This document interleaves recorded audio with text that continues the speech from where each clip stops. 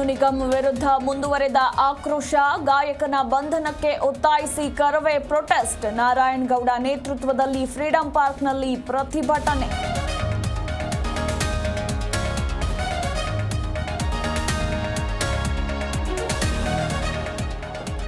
ಇನ್ಮುಂದೆ passing marks 35 ಅಲ್ಲ 33. ಮುಂದಿನ ವರ್ಷದಿಂದ ಎಸ್ಎಸ್ಎಲ್ಸಿ ಪಿಯುಸಿ ಪಾಸಿಂಗ್ ಮಾರ್ಕ್ಸ್ ಕಡಿತ. ಕಾನೂನು ತಿದ್ದುಪಡಿಗೆ ಶಿಕ್ಷಣ ಇಲಾಖೆಯಿಂದ ಸಿದ್ಧತೆ.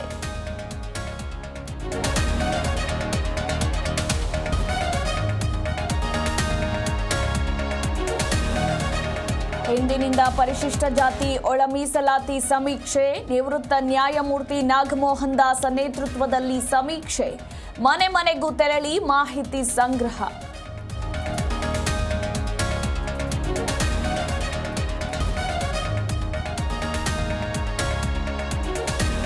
ಭಾರತ ಪಾಕ್ ಗಡಿಯಲ್ಲಿ ಯುದ್ಧದ ಕಾರ್ಮೋಡ, 11ನೇ ದಿನವೂ ಪಾಕ್ ಸೇನೆ ಅಪ್ರಚೋದಿತ ಗುಂಡಿನ ದಾಳಿ.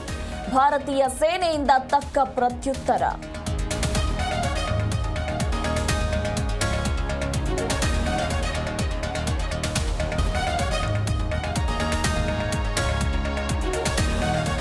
ಪಹಲ್ಗಾಮ್ ದಾಳಿಗೆ ಪ್ರತೀಕಾರ ತೀರಿಸಿಕೊಳ್ತೇವೆ. ದೇಶದ ಜನತೆ ಬಯಸಿದ್ದು ಖಂಡಿತವಾಗಿ ನಡೆಯುತ್ತೆ. ರಕ್ಷಣಾ ಸಚಿವ ರಾಜನಾಥ್ ಸಿಂಗ್ ಸ್ಫೋಟಕ ಹೇಳಿಕೆ.